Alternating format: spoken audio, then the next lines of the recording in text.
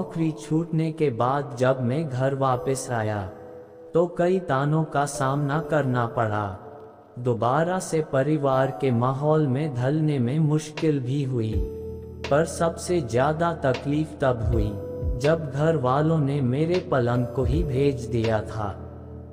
तब मेरे बड़े भैया ने मुझे कुछ पैसे दिए कि मैं एक नई खाट ले आऊं, मगर जितने पैसे थे उसमें एक पुरानी खाट भी नहीं आ सकती थी। दुकान पर पूछने गया तो वहां भी उतने में कुछ नहीं मिला, पर दुकान के बगल वाले घर से एक आदमी जो लगातार मुझे देखे जा रहा था बाहर निकला और बोला कि मेरे यहाँ पुरानी खाट पड़ी है, सस्ते में दे दूंगा। उसने खाट दिखाई तो वो एकदम सही हालत में थी, नई जैसी ही थी, पर उस आदमी ने ज्यादा पैसे नहीं मांगे। ये देखकर मुझे हैरानी हुई, मगर अपना फायदा होते हुए देख मैंने कुछ नहीं कहा। रात को खाना खाने के बाद मैंने राहत की सांस ली कि अब सोने का तो ठिकाना हुआ कम से कम। थोड़ी देर टहलने के बाद बिस्तर लगाकर मैं सोने चला गया।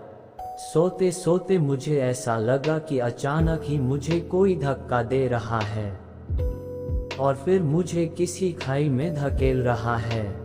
पूरा शरीर दर्द कर रहा था। चीखते हुए मेरी नींद खुली तो मैं पसीने में लथपथ था।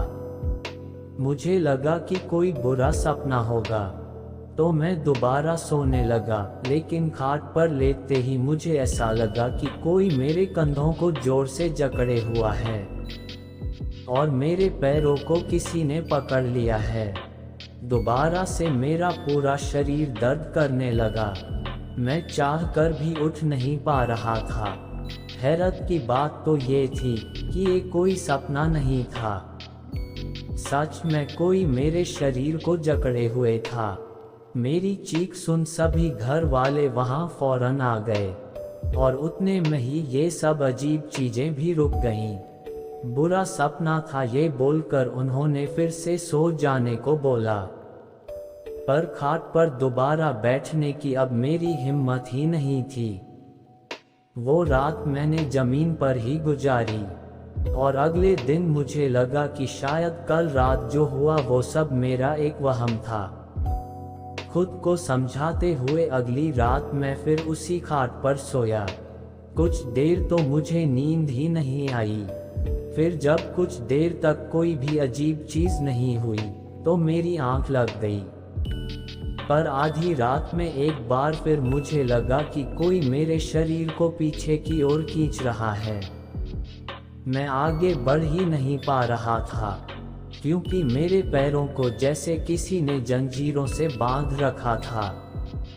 फिर मुझे वैसा ही शरीर को झंझोड़ देने वाला दर्द होने लगा।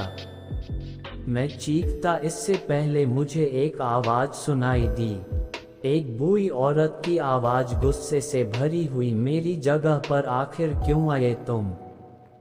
ये मेरा बिस्तर है, निकल जाओ यहाँ से, जाओ यहाँ से। बहुत देर तक ये आवाज मेरे आसपास भटकती ही रही, फिर इतना पास आ गई कि लगा मेरे दिमाग से ही निकल रही हो, न कि बाहर से। शरीर के साथ साथ अब मेरा सर भी फटा जा रहा था। तब अचानक मुझे लगा कि मेरी माँ मुझे बुला रही हैं। उनकी आवाज से मेरी नींद ही टूट गई। मैं जब उठा तो पसीनों से लटपट था। मेरी माँ मेरे पास ही खड़ी थी और वो बुरी तरह से घबरा रही थी। जब मैंने अपने पैरों को देखा तो मेरे पैरों पर रस्सी और खरोंचों के निशान दिखे, तो मैं भी चौंक उठा। मैं समझ गया था कि जो मैं महसूस कर रहा था वो कोई सपना नहीं था। सुबह होते ही मैंने उस खाट को उठाया और बाहर फेंक आया। कुछ देर बाद वो खाट वहां थी ही नहीं। जरूर ही कोई उसे उठाकर ले गया होगा।